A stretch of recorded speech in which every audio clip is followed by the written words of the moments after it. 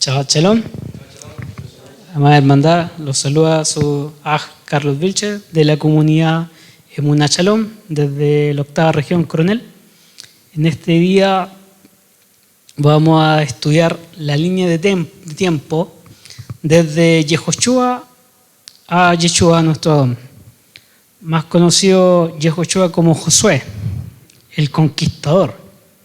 Esfuérzate y sé valiente, le declaró Moshe. Saludamos a todos nuestros hermandad a lo largo del país, de las comunidades, nuestros hermanos de Santiago, ¿cierto? De Linares, de Chillán, de Frutillar, de Ovalle, de Purén, nuestros hermanos local de la zona del Carbón y nosotros que somos de los Andes, pero somos de la zona del Carbón también. Estamos de vacaciones por acá. Estamos recibiendo un refrigerio al cuerpo, descansando a la mente y a nuestro espíritu, recibiendo y estudiando Torá. Esta línea de tiempo, amado hermano, representa desde el periodo de la conquista, desde el lado oriente del Jardín o del río Jordán, hasta cuando aparece nuestro Adón Yeshua en el escenario de esta tierra, porque lo podemos ver a lo largo de toda la Escritura, pero cuando aparece en su ministerio, hasta ese punto vamos a llegar. Y es bien universal lo que vamos a describir en este estudio, porque si nos detenemos año tras año o cada 10 años o cada 100 años, igual es muy extenso. Vamos a tomar acontecimientos claves que rodean obviamente al pueblo de Israel y en forma universal, tanto en forma histórica como profética. Acordamos con nuestro ROE preparar luego de esto 3 o más videos más detallados, más específicos. Y este vendría siendo como el global, como el resumen de esos 3 videos. Entonces partimos, entre comillas, como la introducción. ¿Ya? Es línea de tiempo entre Yehoshua a Yeshua. Ahí tenemos una línea de tiempo, si lo vemos de izquierda hacia la derecha. Si lo vemos, si hubiésemos hecho el dibujo en un pensamiento netamente hebreo, tuvo que haber sido al otro lado. Pero como el tiempo avanza, poniendo al extremo izquierdo el imperio egipcio y a la derecha el imperio romano.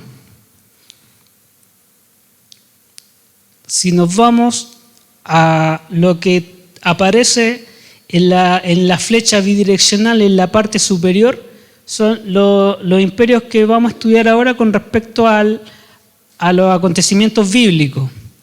Acá se nos escapan y quedan fuera los hititas, ¿ya? Que es un imperio también que estuvo al norte, cerca de los asirios, y que siempre tuvo conflictos con Egipto, sobre todo, porque eran imperios cercanos.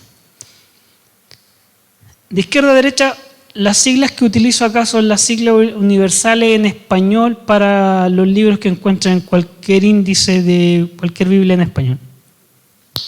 Destacado acá el libro de Génesis, Bereshit, Éxodo, Shemot, Números, Bar Mitzvah, ¿cierto? Levítico, Deuteronomio. ¿Por qué aparecen de esta forma?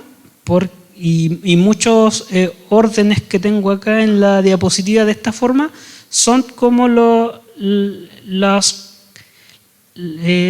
decisión más común de los sabios de hoy en día o de la historia. Por ejemplo, si vamos al libro de Levítico y al libro de Éxodo, tienen muchos temas en común, al igual que Número y Deuteronomio. Es porque citan unos acontecimientos, capítulos, uno más detallado de otro. Por lo tanto, los acontecimientos fueron en paralelo. Es como los evangelios. No podemos leer los 4 evangelios al mismo tiempo. Sí lo podemos hacer, pero están ordenados. Alguien lo ordenó de Mateos, Marcos, Lucas y Juan. Entonces, en este caso, eso es lo que representa este diagrama. La aparición de Yehoshua o Josué aparece alrededor del 1400 AM. No es antes del meridiano, es antes de Mashiach. ¿Ya? Lo pudimos mejorar un poco. Luego de Yehoshua vienen los libros de los jueces, donde destaca Ruth, destaca Sansón. Tenemos una Ruth acá presente. Entonces, si nos detenemos en todos los jueces, ¿sabes? Porque nos va a dar bastante largo. Luego, acá tenemos agrupado, luego de jueces, viene uno de los grandes profetas de Israel y de los privilegiados por el hecho de que fue el que ungió a los dos primeros reyes de Israel, que es Samuel, primera y segunda de Samuel. En este periodo, entre primera y segunda de Samuel, aparecen los profetas, ya conocí algunos como profetas menores y mayores, donde Amós y Oseas corresponden a profetas del norte. Joel, le puse los nombres más universales, los puedo poner en hebreo, pero no me iban a caber en la presentación. Miqueas, el gran profeta Isaías, Sofonías, Habacuc, Jeremías, Jeremiahu. Los profetas pre-cautiverio, exilio, Jonás, Jaum, Abdías. Y los profetas entre el cautiverio y el exilio, Ezequiel, Daniel, los 70 años de exilio. Universalmente se habla de 70 años por el hecho de que Jeremías profetiza sobre 70 años. Pero si nos vamos desde el momento, si buscamos cronológicamente en mucha historiografía, son prácticamente 50 años desde que se van, desde la caída del reino de Judá hasta que vuelve una primera porción, pero las oleadas de retornados duró bastantes años. Entonces ahí podemos decir que nos acercamos a los 70. Esa imagen la vamos a detener, yo sé que les parece familiar. Ese es el sueño de un rey, de un emperador, de Nabucodonosor, que está justo bajo la línea de Babilonia. Si se fijan en el detalle, los asirios están antes de Babilonia, luego viene Babilonia, están los años, tal como dije, que son más o menos, un año más, un año menos, pero universalmente la literatura al respecto lo redondea alrededor de estos años, estos imperios. El Medo-Persa, Grecia, y este es el tiempo que aparece acá a la derecha, entre 165 al 63 antes de nuestro Mesías, es el tiempo de los macabeos o de los asmoneos. Vamos a revisar qué son ellos, y dentro de este grupo, en este periodo se desarrollan 4 grupos que se citan en los evangelios, como los saduceos, como los fariseos, como los celotes y los esenios. Los esenios, si bien no se nombran mucho, pero de acuerdo a la literatura existente, si alguien pudo haber sido esenio, tuvo que haber sido Yohanan el Inversor, más conocido como Juan el Bautista. Y vamos a ver que nuestro maestro, Yeshua, tiene influencias saduceas, sí o no, tendrá influencias fariseas, tendrá influencias celotas o influencias de los esenios. Lo vamos a revisar más tarde. Avancemos. La conquista de Yehoshua. Josué capítulo 24, versículo 1. Este es un resumen, ya cuando Josué terminó la carrera, cuando ya se estaba retirando, y les dice al pueblo: si mal os parece servir al Eterno, escogeos hoy a quien sirváis, si a los dioses a quienes sirvieron vuestros padres cuando estuvieron al otro lado del río, del Jardín, ¿cierto? O a dioses de los amorreos, de la tierra en la cual habitáis. Pero yo y mi casa serviremos al Adón. ¿Cuántos no tienen esa frase en un pancito de vida o escrita en las paredes de su casa o su habitación? La imagen que está acá representa, ¿qué creen ustedes? Amén. Él no trabajó conmigo, él hice la presentación solo. Pero efectivamente la representación de acá es de los Kohanim, ¿cierto? Los shofares, el arca, también llevada por Kohanim. Fíjense que tienen una vestidura distinta. Y esos Kohanim, ¿qué tipo de Kohanim son? ¿Kohanim deben ser levitas solamente o deben ser Kohanim? Deben ser levitas descendientes de Aarón, o sea, sacerdotes. O sea, Aarón era un levita, Moisés era una levita, Gersón era un levita, pero los únicos que podían tocar el arca eran los levitas descendientes de Aarón. Los demás levitas hacían servicio de limpieza, de aseo, de confeccionar, de limpiar las cosas kadosh, pero donde había lugares santos, santísimos, o lugar santo, solo podía entrar la familia sacerdotal. Y cuando no podían, había lugares tan exclusivos que solo podía entrar el sumo sacerdote. Entonces el sumo sacerdote, si bien tenía que hacer tareas, eran tareas muy específicas, porque tampoco se podía contaminar. Y acá los sacerdotes aparecen con sandalias. Yo no lo creo que sea un error histórico, porque ellos sí servían descalzos, pero dentro del templo, dentro del servicio.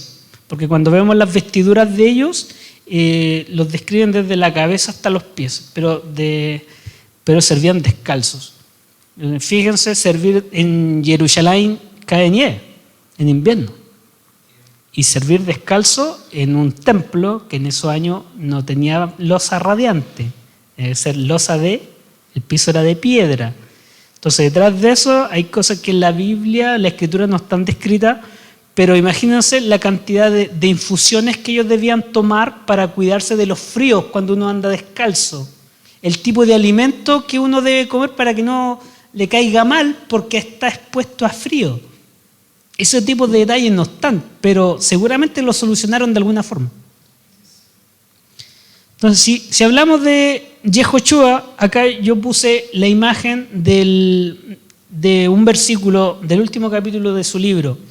Pero Yehoshua, cuando ingresa al jardín y lo atraviesa, ¿qué es lo primero que hace Adonai con él? Moshe lo comisiona, le entrega la comisión. Que mi tiempo ha llegado, tú conquistarás la tierra que Adonai juró a Abraham, Isaac y Jacob. Y es más, Moshe le dice cuál es la tierra y Yehoshua es quien la reparte. Él la entrega. Cuando cruzan el jardín, lo primero que hace Adonai es abrirle el jardín a la mitad para que ellos cruzaran en seco. Lo mismo que el Creador hizo con Moshe de abrir el Mar Rojo, ahora le abre el jardín a Josué para que cruce. O sea, la misma, por ejemplo, si yo soy presidente, espero tener una banda presidencial y un título. Y si viene un presidente posterior, un rey posterior, espera tener una banda, una corona, un título, una espada, todos los honores. Y Elohim hace lo mismo con Yehoshua, lo respalda. Eso es lo que quiero decir. Lo respalda, no lo deja solo. Es lo mismo que ocurre con Eliseo y Elías. Cuando Elías se va, cruzan el jardín, golpea las aguas con su manto. ¿Qué manto habrá usado Elías? Era un talit.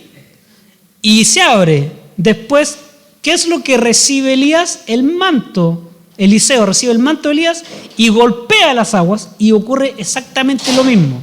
Porque el Elohim que respaldó a Moshe, respaldó a Josué, y el que respaldó a Elías, respaldó a Eliseo. Yo no soy militar. No fui militar y ya a mi edad es difícil que tenga instrucción militar. Pero me gusta la historia militar. Y los estrategas militares estudian a Josué y a otros guerreros más de la historia. Cuando Josué llega y cruza el mar, cruza el jardín, hace una operación bélica contra Jericó. Los historiadores dicen que a esos años, cuando, fíjense lo que hace Adonai, recordemos que Yehoshua fue uno de los 2 espías que fueron a la tierra de Israel, ¿cierto? ¿Y por cuántos días fueron?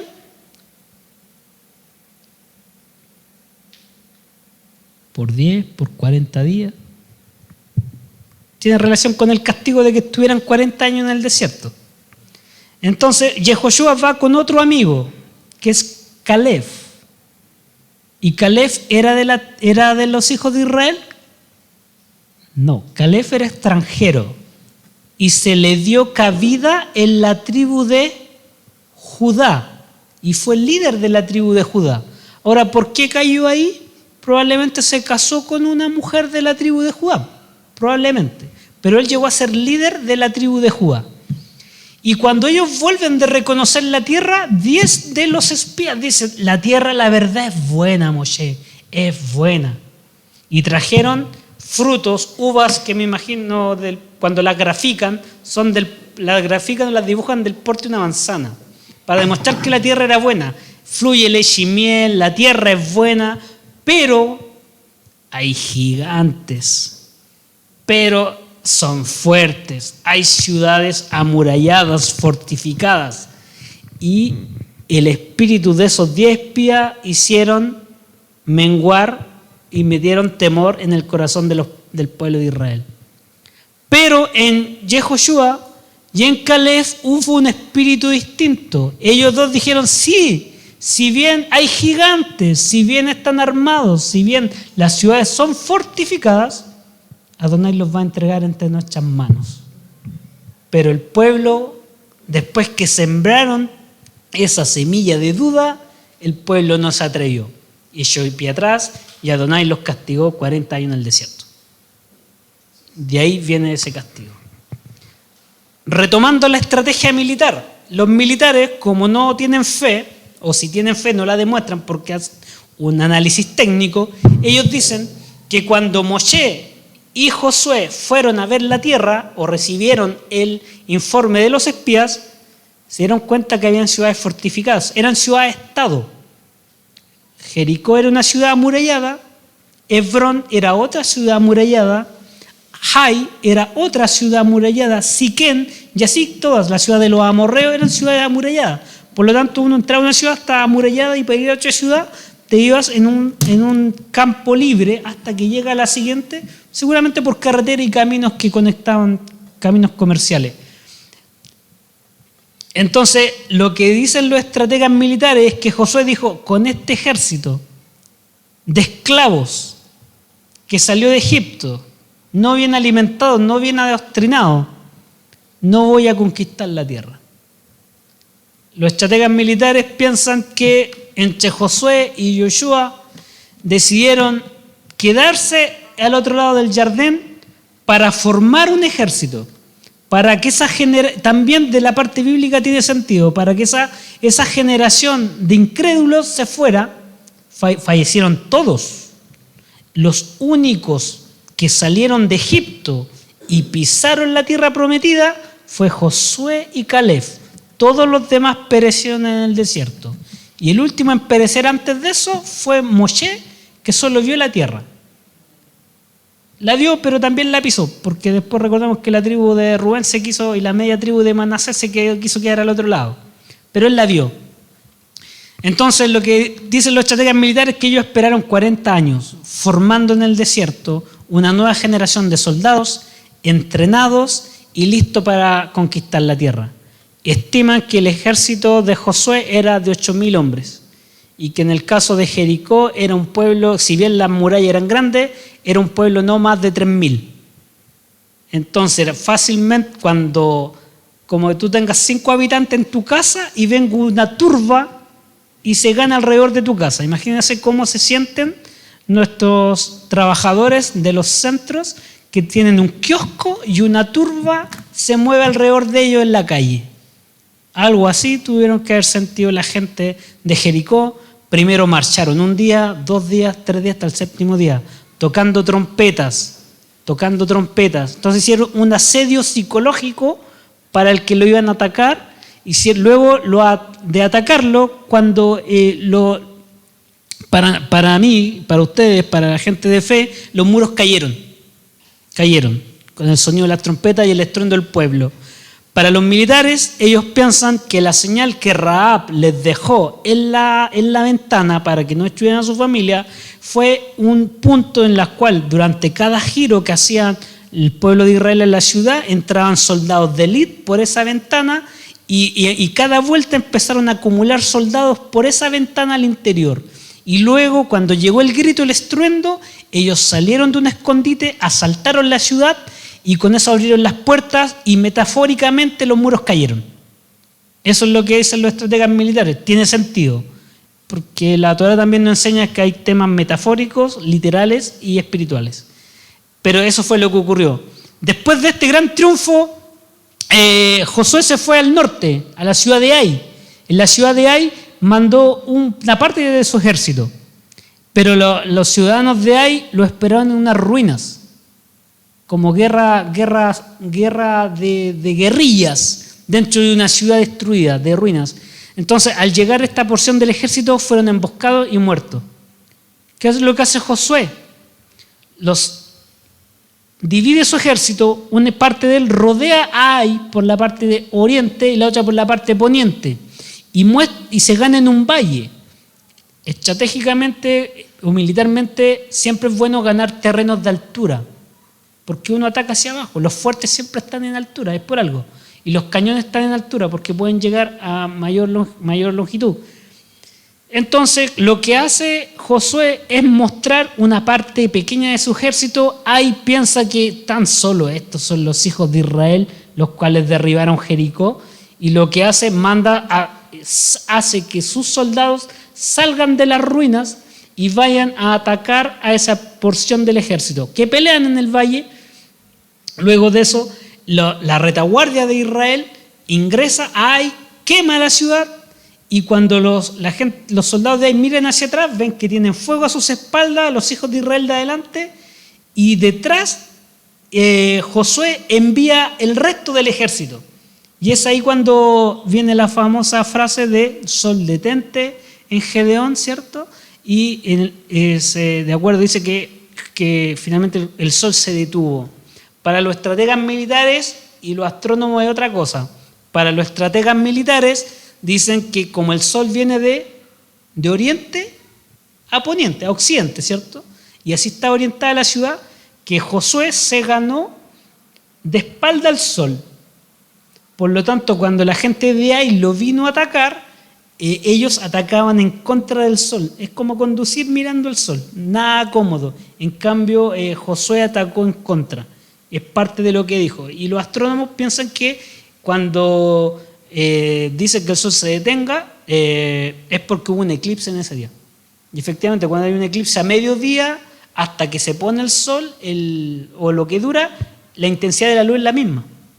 Son parte de las justificaciones que piensan ellos. Para mí un milagro de Elohim, que finalmente concluyó que Josué ganara esas tierras. Los demás reyes, al ver el temor de Israel por lo que lograba, hicieron pactos de paz. Después incluso Josué derrotó a 5 reinos en una batalla de un solo golpe, porque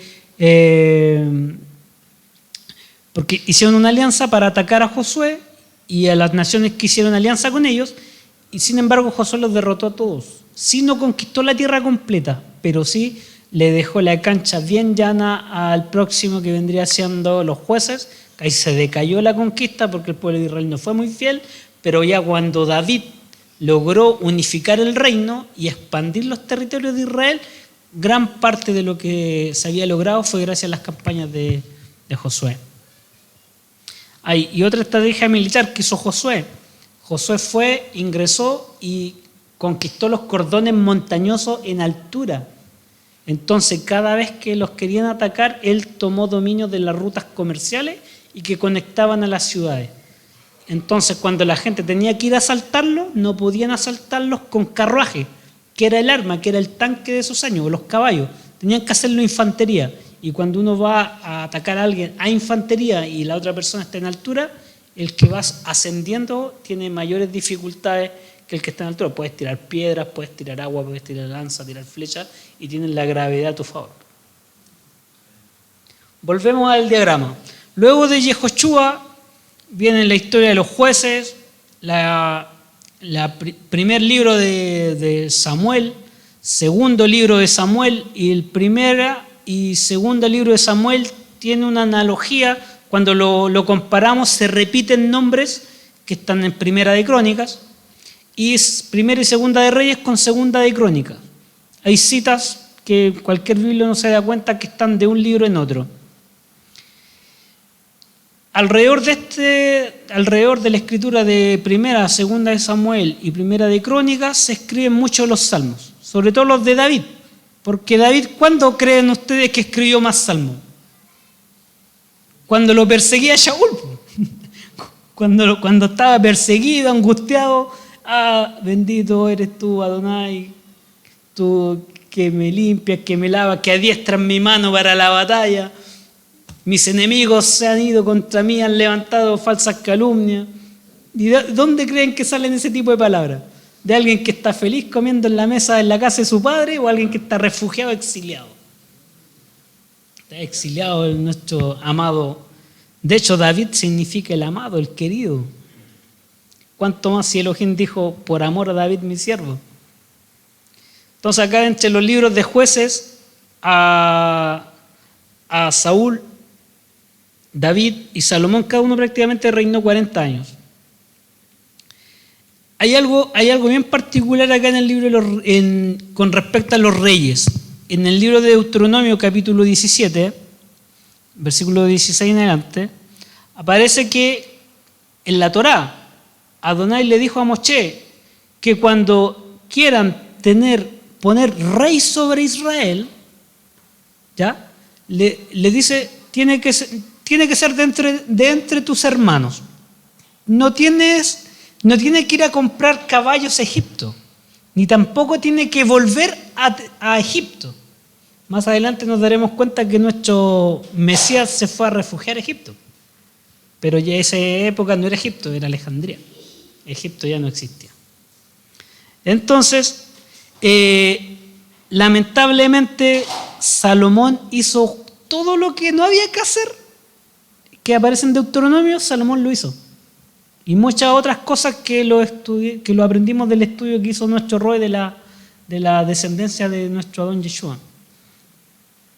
Junto cronológicamente al libro de Crónicas está el libro del Cantar de los Cantares, Eclesiastés, Proverbios, obviamente porque estaba Salomón en esa época, y al final del libro de Reyes, de esto hay mucha literatura, por eso no cito tanto, porque tenemos jueces, tenemos los libros de los jueces, tenemos el libro de Josué, Primera, Segunda de Samuel, tenemos los profetas que están arriba descritos, los profetas menores, que toda esta literatura netamente bíblica para aprender este periodo. Pero hay un periodo que incluso los teólogos le llaman el periodo del silencio, que es como 400 años de historia, que ahí es donde aparecen los macabeos, los ammoneos, saduceos, que lo veremos más adelante. Y el libro de Lamentaciones, ¿cuándo vendrá a aparecer? Cuando cayó el reino del norte de Israel y cuando cayó el reino del sur de Judá. Y acá también aparece la separación, las dos casas de Israel. Cuando se le pierde, cuando ya fallece Salomón y se divide su reino, uno entre el reino del norte y otro entre sus herederos. Y los herederos de Salomón no quisieron hacer misericordia con sus hermanos del norte, porque lo que le pide Jeroboam, ¿cierto?, que era siervo de Salomón, es que le baje, ¿cierto?, los impuestos a las tribus del norte. No le pidió que le bajara el impuesto a los asirios, a un pueblo subyugado, sino que a sus propios hermanos. Y él dijo, yo no, si mi padre les dio 5 azotes, yo les daré el doble. Y así, y le aumentó la carga tributaria y eso terminó rompiendo el reino en dos. Y eso era profético. Aquí aparecen los asirios, que fue un imperio que apareció alrededor del 830 antes de nuestro Mesías y que funcionó hasta el 615. En el año 722 vino sobre el reino del norte los asirios, y en esa época reinaba el rey Oseas y se llevaron cautivo a las 10 tribus del norte.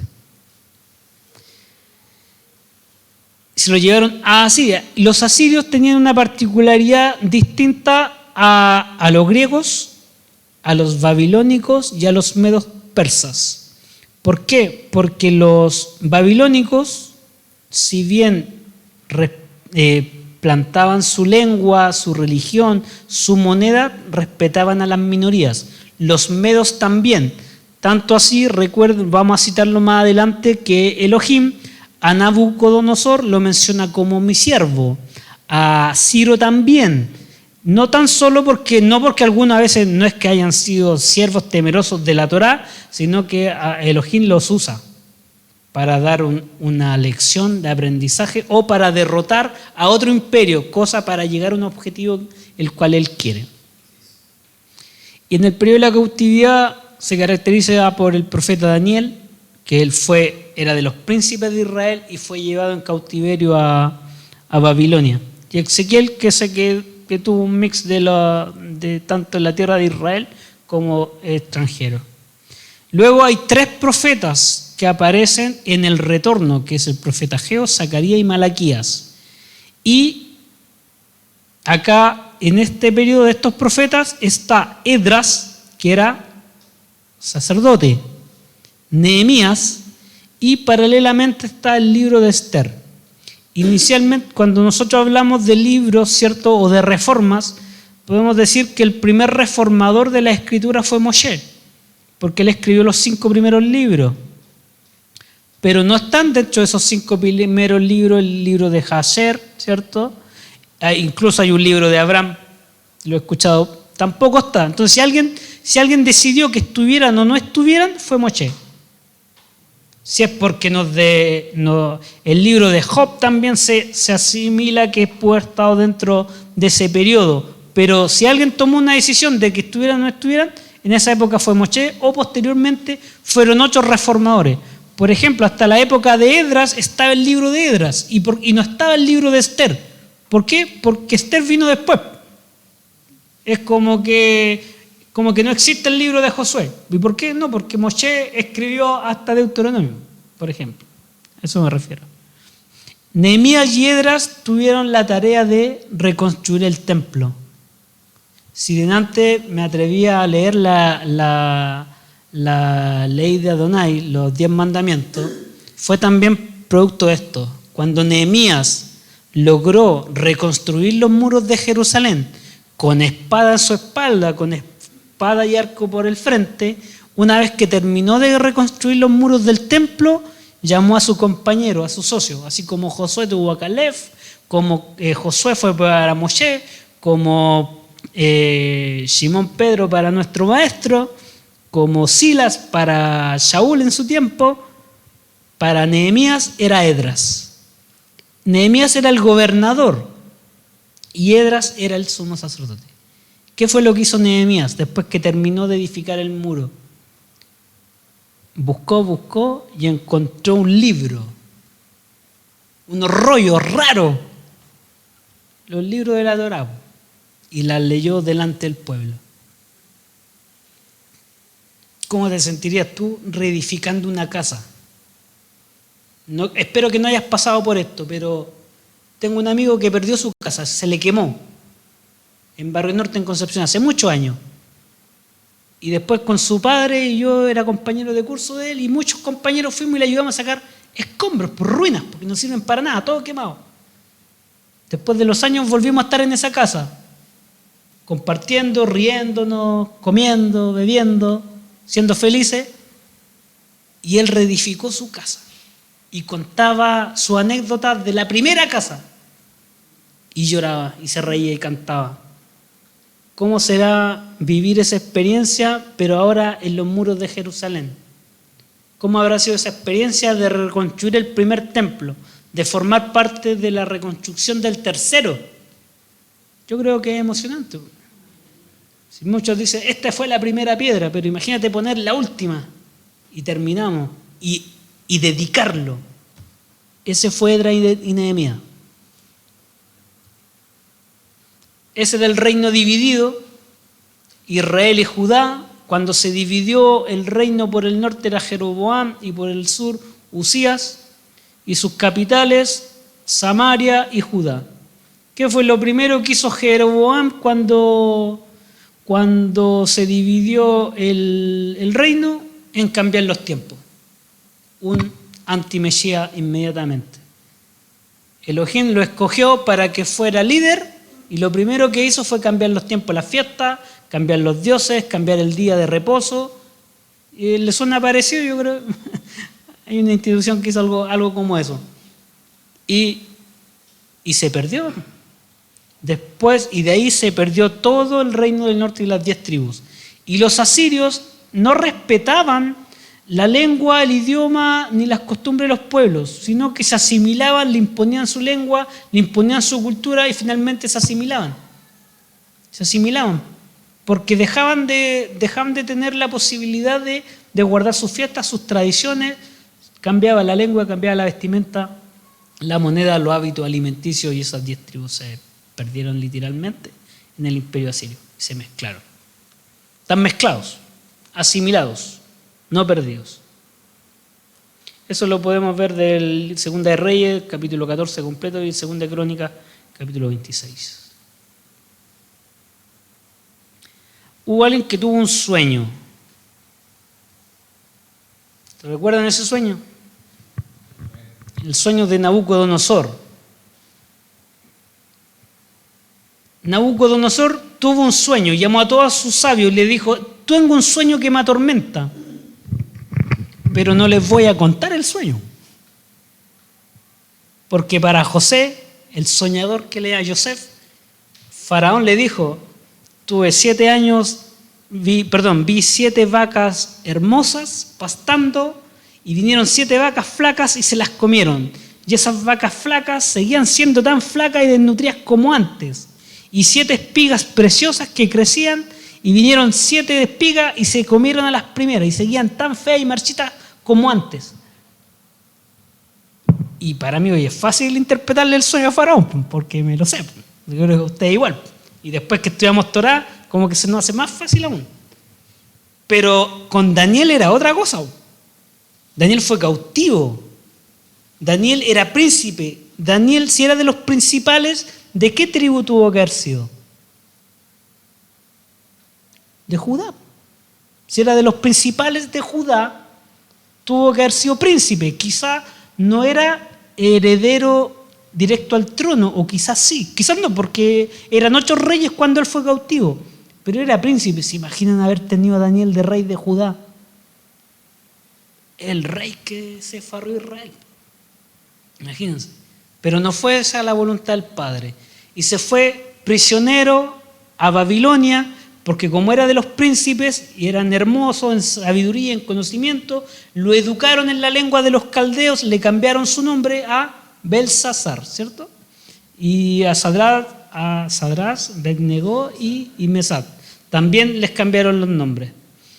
Por lo tanto, pero él no se quisieron contaminar de la comida del rey. Quizás comían cerdo, mezclaban leche con carne, o sea, todas cosas, abominaciones de que ellos estaban acostumbrados a mantenerse sanos. Comían sangre, por ejemplo. Entonces, ellos comieron solo legumbres. Por lo tanto, cuando no haya nada que comer, cuando venga la época de la escasez, la época de la persecución, cuando venga un terremoto, cuando venga un cataclismo y tenga ganas de comer carne, tenga ganas de comer pescado, no se preocupe, usted coma legumbres. Porque eso fue lo que comió, esa fue la dieta de Daniel y sus amigos. Legumbres y agua. Y su semblante indica la Escritura que no fue, entre más legumbres comían, eran más hermosos comparados con los demás. No adelgazaron, no fueron menguados en salud ni en nada. De alguna forma, ellos cumplieron con su dosis diaria de calorías y además de temor delante de Elohim. Y este sueño dice que, fíjense el sueño de Daniel, volvemos atrás, que este sueño indica que el rey indicaba que veía una estructura con una cabeza de oro, un torso de plata, un tronco de bronce, sus extremidades de acero y los pies de barro. Parte de barro con hierro, es una mezcla. Y dice, y nadie le pudo decir qué soñó, ni mucho menos la interpretación, porque no sabían el sueño. Y llega delante del rey Daniel y le dice, oh tú gran rey Nabucodonosor, emperador, lo adula un poco, lo que Elohim, el creador, te ha mostrado es el futuro de tu reino.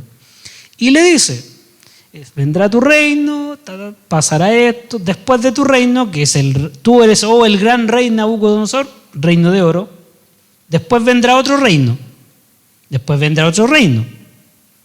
Y de lo que quede de ese reino o de esos imperios, vendrá otro, y en los días de esa última alianza, vendrá una piedra lanzada, pero no por mano de hombre, que es lo que aparece acá a la derecha, que esa piedra en el fondo es nuestro Mesías. Porque dice que el reino de ese imperio que destruyó esto será un reino que no tendrá fin. Y la única forma de eso es que sea un Mesías. Pero fíjense lo difícil que fue decir eso. O sea, lo que le dijo Daniel a Nabucodonosor, le está diciendo que su reino le iba a ser quitado, que tu imperio, que tus príncipes, que tu heredero, todos van a perder. O sea, le está diciendo al mayor gobernador de la tierra de ese entonces que tenía los días contados. No es fácil, pues. ¿Quién dijo que era fácil? Pararse afuera del templo, como lo dijo Yeshua, y criticar a los comerciantes, criticar a los fariseos, a los saduceos, a los que tenían el poder. No creo que haya sido fácil como Yohanan el inversor haya ido sobre Herodes Antipas y decirle que estaba en adulterio. No creo que haya sido fácil, pero sin embargo lo hicieron. Entonces Daniel, entre todo lo que vio esta. Hay otra visión de Daniel que es paralela a esta, que es de las bestias, ¿cierto? Hay un oso con 3 garras, hay un tigre de 4 cabezas, hay otra bestia con 10 cuernos y otra de 3 cuernos, pero es paralela a esto. Fíjense que acá yo lo agrupo de la siguiente forma. Babilonia en la época dorada, con color amarillo, la era de plata, que es el imperio medo-persa. Muchas veces le hablan del imperio persa, ¿ya? Pero es Medo-Persia.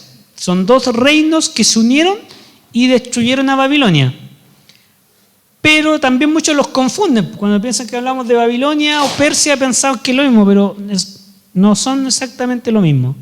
Y después viene el imperio griego. Babilonia está destacado ahí con color rosado, lo que alcanzó a abarcar dentro del sector. O sea, ¿abarcó Israel? Claro que abarcó Israel.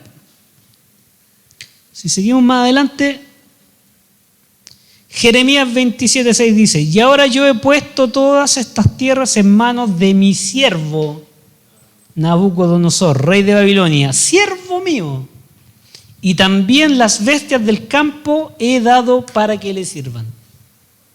Dice, pero ¿cómo? Un hombre tan malo. Pero era a propósito que a través de él le enseñara una lección al pueblo de Judá, pueblo de dura cerviz. ¿Por qué salió el libro de Lamentaciones? Tenían que estar en Babilonia para escribirlo, no, en la casa no lo iban a escribir. El imperio medio persa. El imperio medio persa, si se fijan, es todo lo que aparece acá destacado. Igual es la cuenca del Mediterráneo y de Asia Menor, pero destacado con verde. Y acá hay otro siervo de nuestro don. Dice el libro de Isaías 44:2, el que dice de Ciro, él es mi pastor, ya no es siervo, le dice pastor.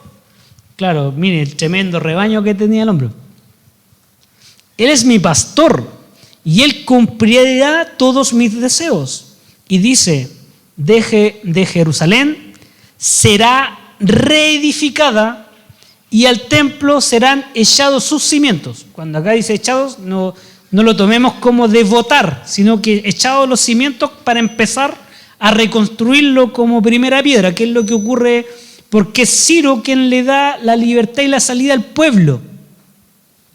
Entonces tiene que pasar el imperio babilónico caer, llegar el Medo-Persia, para que se vuelvan a establecer los hijos de Israel en tierra de Canaán.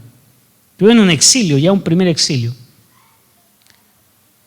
El imperio griego, ahí está la bestia de 4 cabezas. ¿Por qué también bestia de 4 cabezas? Porque al morir Alejandro el Magno, cuatro generales heredan el imperio y se pelean el imperio unos contra otros, porque obviamente cada uno quería ser el máximo rey. Entonces Casandro, Lisamaco, Ptolomeo y Seleuco I.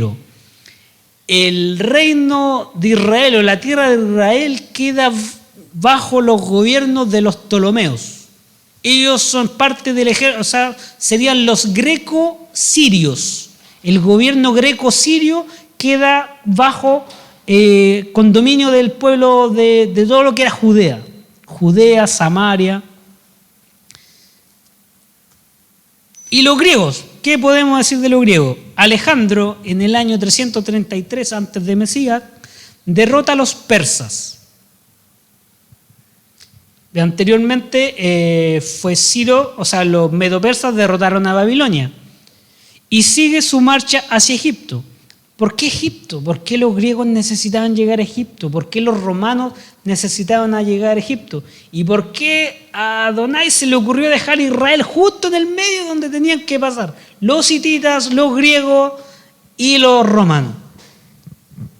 Porque es un punto clave de expansión, por mano. Es un punto clave en el Mediterráneo. Aquí es un puerto del Mediterráneo donde la ruta de la seda, de las especies, de los sabios de Oriente tenían que llegar al centro de la civilización, donde estaban los romanos, donde estaban los griegos, y en barcos recorrer el Mediterráneo. Entonces todos tenían que pasar por acá.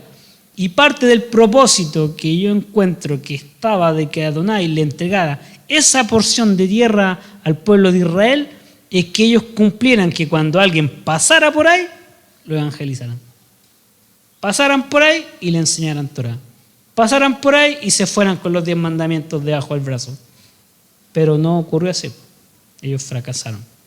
Se asimilaron, se fueron tras dioses ajenos, pero el hecho de que ellos estuvieran en ese punto tan neurálgico es porque todos pasaban por ahí. Es como el centro de un ramal de trenes. Todos tienen que pasar por ahí para hacer una combinación hacia otro lugar.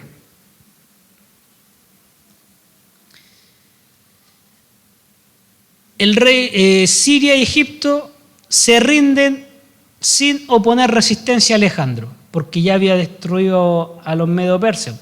En esa época reinaba Darío II. En el año 332 antes de Mesías, Alejandro ingresa a Jerusalén. ¿Y cómo ingresa a Jerusalén?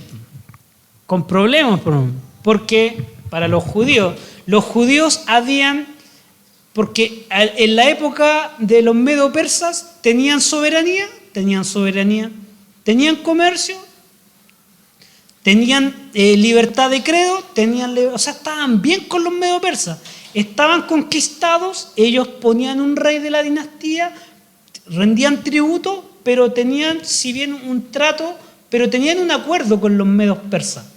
Entonces, si venía Alejandro, como dicen, más vale innombrable por conocer que innombrable conocido. Entonces, pero vienen los griegos. ¿Qué nos vamos a encontrar de los griegos? O ya sabían cómo eran los griegos. Los griegos sumaban dioses para atrás. Oye, tenemos 3 dioses, pónganlo atrás en el panteón, saquen su numerito y adórenlo también. Pero Alejandro gana la guerra y derrota a los medo-persas. Entonces, dice la historia que los judíos de Jerusalén salen a recibir a Alejandro, quizás con palmas en las manos, como un héroe, como un libertador, y Alejandro no ingresa ni con espada, ni con lanza, ni con arco a Jerusalén. Entra en paz. Alejandro entra en paz a Jerusalén. Y se gana la gracia de los judíos. Y los judíos se ganan la gracia también, obviamente, de Alejandro. Y Alejandro continúa su conquista hasta la India, donde enferma y muere. Es tan importante de aquí en adelante los griegos en la vida judío y judío-cristiana más adelante, tanto así que los judíos el nombre de Alejandro lo adoptan dentro de los nombres judíos.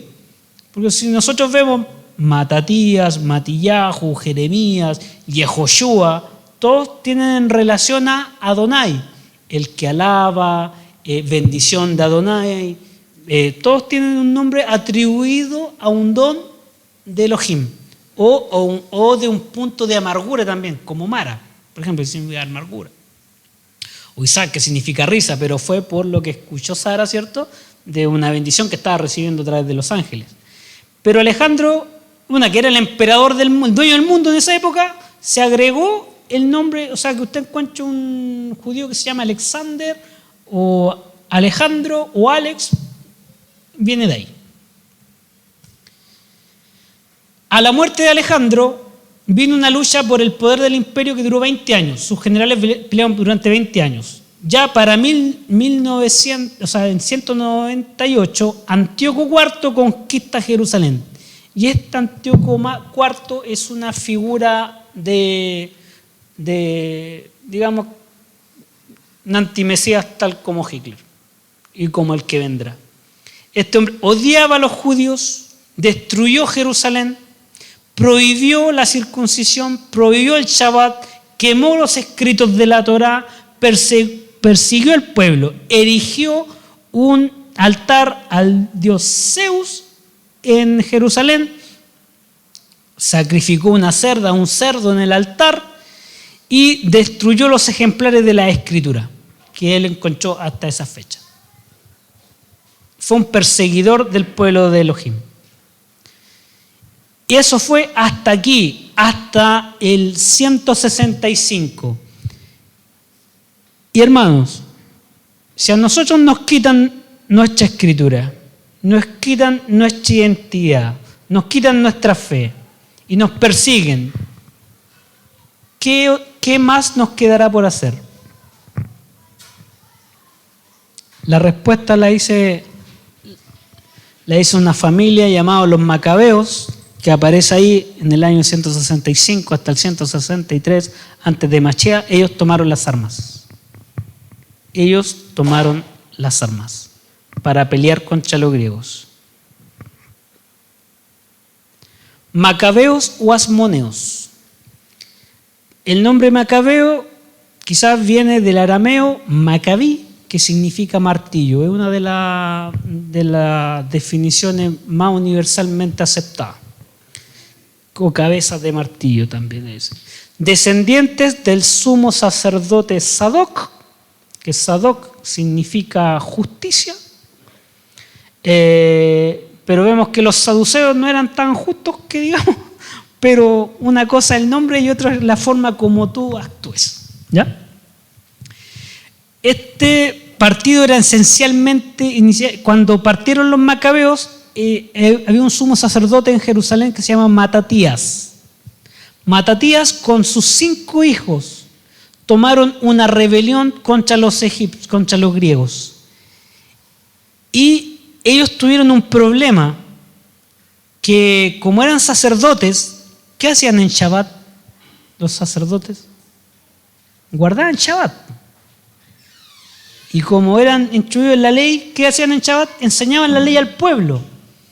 Pero fíjense que guardar Shabbat en una guerra ¿es una debilidad o es una fortaleza? Es una fortaleza para el que cree en el Adón. Amén. Yo lo tomo así. Pero para el impío es una ventaja. Los pilla descansando y eso fue lo que ocurrió. A los muchos macabeos murieron porque los griegos los atacaban en Shabbat y los mataban. Entonces, cuando los mataban, ¿qué pasaba? No quedaba nadie. Entonces, debieron tomar una decisión. O nosotros hacemos algo en Shabbat para defendernos, o nos vamos a extinguir, nos van a matar a todos. Y ellos tomaron las armas en Shabbat. De ahí que viene lo que después los rabinos modernos toman, que en Shabbat la vida está primero. El mandamiento mayor, la vida está primero. Y ahora cuando yo pienso y hemos analizado de que Josué conquistó la tierra, Josué quizá implantó tanto pánico en las demás naciones que a lo mejor tuvo la ventaja de descansar en Shabbat, porque le tenían terror.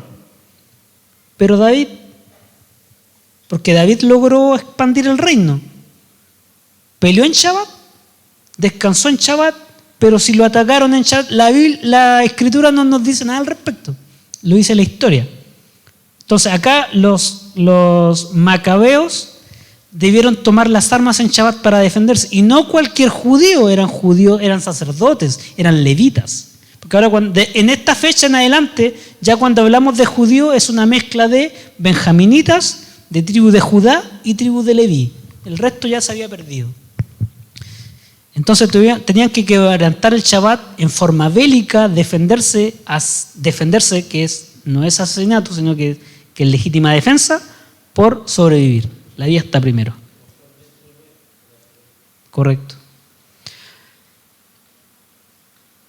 Ahora, estos macabeos tuvieron la siguiente misión. Después que expulsan a los griegos, porque los griegos tenían sus propios problemas. Recuerden que se estaban peleando por lo que dejó Alejandro. Entonces finalmente firmaron un pacto de paz con los griegos sirios del norte.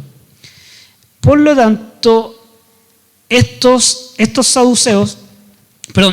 asmoneos llegaron y tuvieron el poder religioso y el poder político de Israel. Entonces los sacerdotes que eran más de la casta de Aarón o de Pinjás en ese tiempo, los que eran titulares del templo, decían: bien, somos libres, vamos a buscar a un descendiente directo y vivo de David para que reine sobre nosotros. Y ellos dijeron: no, nosotros peleamos casi 30 años o más para llegar a esta independencia teológica, o sea, religiosa y política, para que venga un rey de David que no lo vimos, porque en los libros que usted busque aparecen los macabeos y los asmoneos, no aparecen los reyes de Judá peleando contra los griegos. Y ellos dijeron que no. Y aquí es donde se pierde, se había perdido en la invasión de Babilonia. Se perdió la última oportunidad de tener un descendiente de David en el trono de Israel. Sabemos que nuestro Mesías es Yeshua, pero en esta época ya no había rey de la casa de Judá.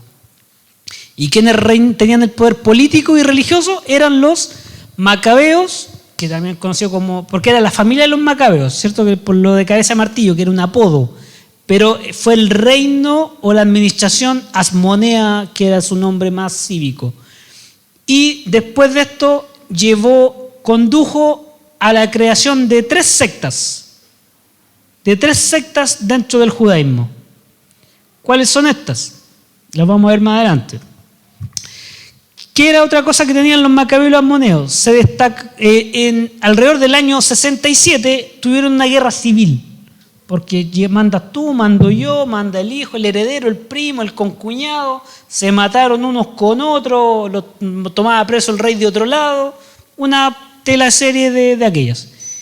Y en el 63, mediante esta revuelta o guerra civil, llegó Pompeyo el Magno y conquistó Jerusalén. Llegó Roma.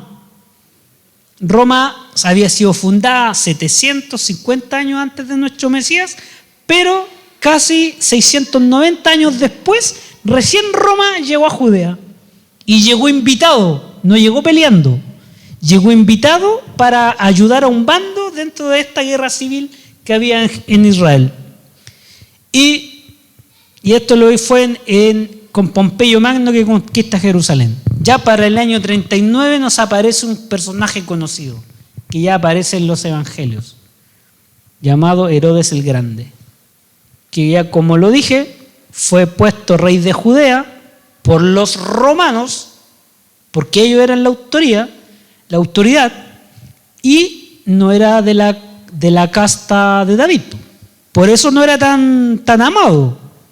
Pero esto también, y Herodes gobernó hasta el 3 antes de nuestro Mesías. Este es el Herodes del Día de los Inocentes. Estamos hablando de este Herodes el Grande. Entonces, como buen político, ¿qué hizo? Fortificó las murallas de Jerusalén. Como buen político, reconstruyó el templo para ganarse a los sacerdotes. Como buen político, hizo alianza con los romanos para tener alimento, porque Roma, los asirios y los griegos necesitaban llegar a Egipto por el grano de Egipto. Entonces el grano, ya que lo dominaba Roma, le llegaba grano también a Israel. Entonces, pan y circo, lo que siempre hacen los políticos.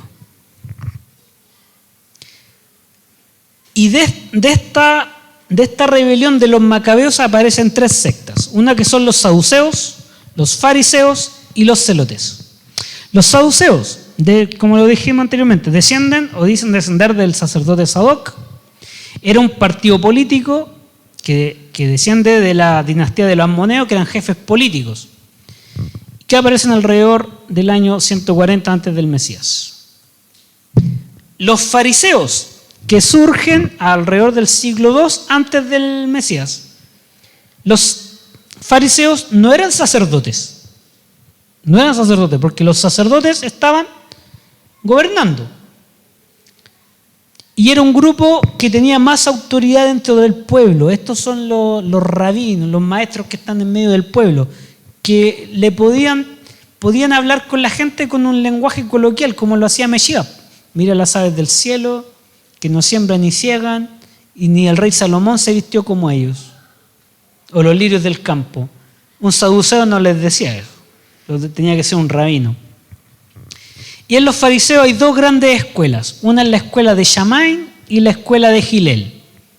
¿Se acuerdan que hice una pregunta anteriormente si nuestro Mesías era saduceo, era fariseo, era celote, o no era ninguna de las anteriores? Vamos a darnos cuenta que tiene algunas cosas o está relacionado.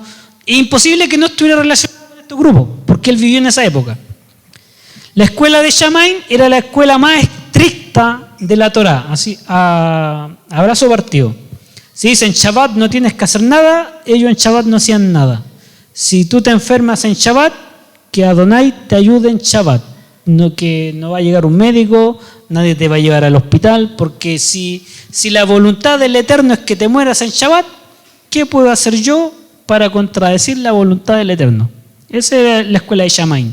Y la escuela de Gilel, ellos decían que seguían con la continuidad del espíritu de los macabeos, que si es necesario hacer el bien en Shabbat, hay que hacerlo. Si le puedes salvar la vida a alguien en Shabbat, hay que hacerlo. Esa es la escuela de Gilel. ¿Y quién era Gilel? Gilel era el abuelo de Gamaliel. O sea, Gilel primero era un maestro, padre de una de las 2 grandes escuelas fariseas. Su hijo, que era Gilel II. Y después vino el nieto, que era Gamaliel. ¿Y les suena quién era Gamaliel? El maestro de Shaul. O sea, Shaul es como que yo, por ejemplo, yo arme autos y mi maestro sea el constructor de Ferrari. O sea, no tuve cualquier maestro, tuve un constructor de Ferrari. Quizás para los que dominen la mecánica no les gustó mucho el ejemplo, pero espero que se entienda. Shaul tuvo a uno de los si ese nieto de Gilel, tuvo que ser uno de los hombres más brillantes, más clever en estudiar la Torá. Por eso podemos ver que Shaul tenía ese dominio. Sin ese dominio, sin ese maestro, Shaul pudo haber dicho lo de la circuncisión del corazón. No, pero lo dijo porque lo conocía, porque él conocía el libro de Jeremías, Pudo haber hecho esa exhortación desde Abraham hacia adelante, del padre de la fe, que todos somos injertados. De ahí viene porque él tuvo una muy buena escuela y tenía un auditorio distinto, porque tenía puras personas letradas. Esas son las dos grandes escuelas fariseas.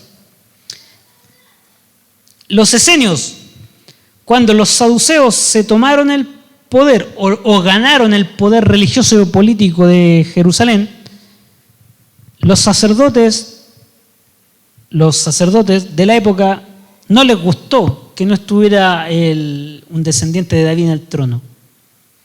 Y los saduceos empezaron a hacer negocio. ¿Los saduceos creían en los ángeles? No creían en los ángeles. Los ángeles están escritos en la Torá, están escritos en la Torá. ¿Los ángeles creían en la resurrección? No creían en la resurrección. ¿Creían en el Mesías? Tampoco creían en el Mesías. Y esta fracción de sacerdotes se fueron de Jerusalén, abandonaron Jerusalén y se fueron al encuentro más íntimo con nuestro Eterno. Yo recuerdo haber conocido el testimonio de muchos hermanos que dicen: me voy a preparar para la predicación, me voy a preparar para la campaña y me voy a ir a orar al cerro. Y se iban de su casa un tiempo determinado a encontrarse con Elohim en medio de la naturaleza. Esto fue lo que hicieron los esenios de Qumran. ¿Se volvieron a dónde? Al desierto. ¿Dónde Elohim hizo a un pueblo grande antes de entrar a Canaán? En el desierto. ¿Dónde les dio agua de la peña? En el desierto. ¿Dónde les dio pan del cielo? En el desierto. Por lo tanto, ellos volvieron a la ortodoxia más nativa que podían tener en esos años y se fueron a Qumran. En estas imágenes vemos a la izquierda como una ciudad reconstruida de las ruinas que se encontraron, y a la derecha están las cuevas de Qumran, donde se encontraron los rollos del Mar Muerto. Cuando hablamos de los esenios, cuando hablamos de la gente de Qumran, cuando hablamos de los sacerdotes que se fueron de Jerusalén y que eran los legítimos sacerdotes, o cuando hablamos de los escritos del Mar Muerto, estamos hablando de la misma persona. Son el mismo grupo de personas. Qumran, esenios, sacerdotes del desierto o los esenios. Y ellos fueron una reacción contra el formalismo de los fariseos, porque cuando le digo que el fariseo era estudioso, ¿qué le pasa al que es muy estudioso, muy condecorado, se vuelve intolerante ante algún tipo de cosa? Con que alguien se equivoque en una cita, con que no haga un régimen. Del mismo Yeshua decía, de los saduceos y los fariseos, hagan lo que ellos dicen, mas no hagan lo que ellos hacen. ¿Ven? Entonces, criticaban la paja en el ojo ajeno, pero no veían la viga que tenían en su propio ojo. Cosas como esa nos va dando a entender qué relación tenía Yeshua con ellos. Optaron por una vida separada de la política, de una vida separada de vida política, religiosa y social, que predominaba entre los judíos de la época, porque estaban mezclados con Roma, con Grecia y entre ellos mismos. Vivían en comunidad y eran conocidos por su laboriosidad y piedad. Aquí viene la piedad. Ellos tenían un voto de pobreza. Dejaban todo y se iban al desierto. Todo. ¿A qué les suena dejar todo? Rabí, ¿qué debo hacer para ganarme la vida eterna? Va y vende todo lo que tienes y sígueme. Esa palabra que dice Yeshua es de los esenios. Es un pensamiento esenio. Ahí podemos conectar a nuestro rabí con algo de los esenios. Porque en el Evangelio no aparece, pero ese tipo de pensamiento es de los esenios. Y cuando Yeshua sanaba en Shabbat, era de los fariseos. Tenía un pensamiento fariseo. ¿Pero de qué escuela? De la escuela de Gilel, que él permitía y entendía que se podía sanar en Shabbat. Y Gilel era el padre de Gilel II y abuelo de Gamaliel, que fue el maestro de Shaul. Lo repito nuevamente. Y su propósito era la conservación y propagación de las enseñanzas de la Torá y de otros libros. Muchos hablan de los escritos del Mar Muerto, pero si alguien se pone a leer y a estudiar, tenían una cantidad de libros que muchos se están reconstruyendo, algunos no se pudieron reconstruir, que tienen unos escritos que muchos que hoy en día se pueden decir apócrifos, ellos los tenían. Ahora, cuando hablamos de libros apócrifos, es porque alguien en algún momento hizo una reforma, lo que les dije yo, lo que pasó con Moshe. Recuerden que estos 4 evangelios que tenemos es porque en el concilio de Nicea alguien dijo, llegó una luz y alumbró sobre esos 4 y esos 4 son. Y todos los demás los votó. Yo no me convence esa explicación, pero así fue. Ya no podemos hacer nada al respecto. Los celotes. ¿Qué eran los celotes? Era una secta intensamente nacionalista, patriótica, o sea, que querían expulsar a ¿quiénes? A los griegos, querían expulsar a los romanos, no querían la mezcla. Políticamente estaban en contra de los romanos y fomentaban frecuentes rebeliones y escaramuzas. Ahí puse entre comillas, con negrita, mayúscula y cursiva, usaban armas. Siempre hay alguien que se va a las manos, que nos cuesta tener paz en nuestro corazón, en nuestra lengua. Este partido fue fundado por Judas el Galileo, un personaje que también se levantó como un posible Mesías. Se oponían a pagar tributo al emperador pagano, a Roma. Pensaban que era una traición al Eterno y al verdadero Rey de Israel, que es nuestro Elohim. Eran fanáticos de la libertad y esperaban al Mesías como un caudillo libertador, un Mesías militar. Y ellos en alguna oportunidad se acercaron cuando a Yeshua le decían, ¿cuándo libertarás a Israel? ¿Esa frase de quién creen que venía? ¿De un esenio? ¿De un fariseo o de alguien que tenía espíritu de celote, espíritu nacionalista? Y estas frases están en los evangelios. Ahora, cuando hablamos de Yeshua, clasifiquémoslo. ¿De qué tribu era? De Judá, como rey. Por lo tanto, ¿podía ser esenio? No, porque eran sacerdotes. ¿Podía ser saduceo?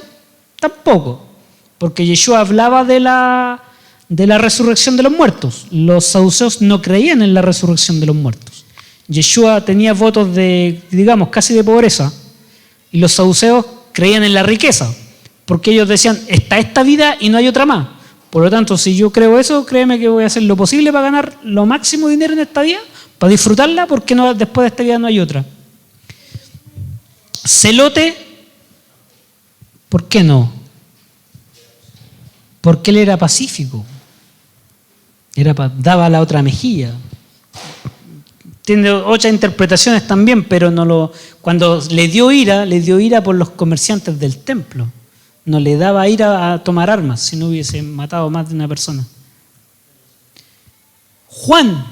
Yohanan, capítulo 18:10. Si leen del versículo, la historia completa dice, entonces Simón Pedro, que tenía una espada, la desenvainó e hirió al siervo del sacerdote y le cortó la oreja derecha, y el siervo se llamaba Malco. ¿Por qué Pedro andaba armado? ¿Pudo haber sido celote? ¿O echamos nacionalista? ¿O era el guardaespaldas de élite que tenía nuestro maestro, pero andaba armado? Entonces me dicen, no, pero esto es un caso aislado. ¿No? Vamos al siguiente. Yohanan, capítulo 1, versículo 49. Respondió Natanael y le dijo, Rabí. Le dijo Rabí. ¿Y quién eran los rabí en esa época? Entre el pueblo. ¿Quién eran maestros en medio del pueblo? Los fariseos. Porque ellos eran los maestros del pueblo. Por lo tanto, de acuerdo a estas cosas, si bien los evangelios no lo dicen, no lo afirman, pero para ser rabí tenías que ser fariseo. Y no tenías que ser ni saduceo ni esenio. Y Yeshua sabemos que no era ni una de esas cosas. Por lo tanto, y si le decían rabí, y los fariseos venían a contender con él. ¿Y por qué los fariseos contendían? Porque buscaban la mejor interpretación de cada una de las leyes. Por eso que Yeshua dice, habéis oído. Y él le dice, mas yo os digo, y le daba una nueva interpretación o una mejor interpretación a la Escritura. Dice, habéis oído, no codiciarás a la mujer de tu prójimo. Mas yo les digo, la interpreta. Eso fue cuando él estaba celebrando Shavuot. Y le dice, mas yo os digo, quien desea en su corazón, ya adulteró. Lucas 6, 13, 15. A los cuales también llamó Shaliach, emisario, agente, traducido como apóstol. A Shimón, a quien llamó Pedro. A Andrés su hermano, Jacobo y Juan, Felipe y Bartolomé, Mateos, Tomás, Jacobo, hijo de Alfeo, Simón llamado Celote. Está ahí en el Evangelio, búsquenlo. Lucas 6, 13, 15. A un apóstol le decían el Celote. Judas, hermano de Jacobo, que después se tradujo como Santiago, ¿cierto? Judas Iscariote, que se llegó a ser el traidor. Entonces, entender el escenario en el cual se movió nuestro maestro es difícil, y esto no lo dicen los escritos, están como codificados, porque tuvieron mucho tiempo de silencio, desde que del cautiverio a los últimos profetas hasta que aparece Yeshua, en mucho tiempo con falta de palabra profética. Quizá un profeta como los que estamos acostumbrados a leer, pero la profeta mayor siempre ha sido la Torá y la palabra que está escrita, de estos santos hombres que muchos dieron su vida para que llegara hoy a nuestras manos. Mateo 19, 21. Jesús le dijo, acá más delantera, lo del joven rico, si quieres ser perfecto, porque el joven le dijo, honra a tu padre y a tu madre, y el joven le contestó a Yeshua, sí, lo hago. O sea, el joven no era malo.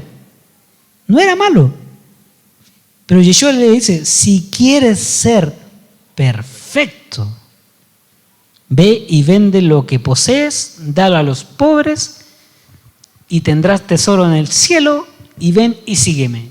Eso es lo que yo les decía que es esenio, como un voto de pobreza.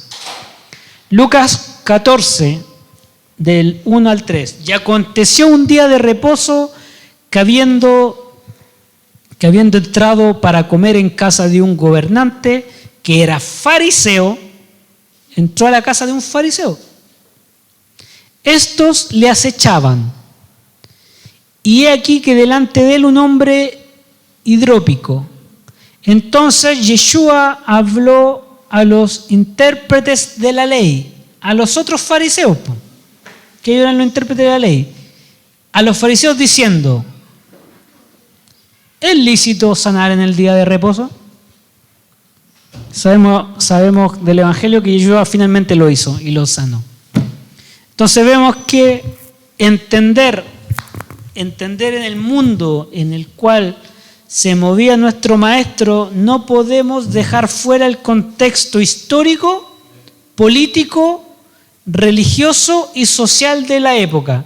Y lamentablemente lo conocido como el Nuevo Testamento a grandes luces lo deja fuera, pero cuando empezamos a escudriñar y a entender y buscar las raíces hebreas nos damos cuenta de esto.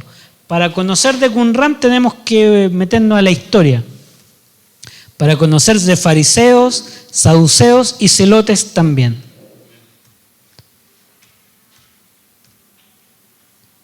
Bien, amados hermanos y hermanas, esto ha sido el estudio hasta el día de hoy.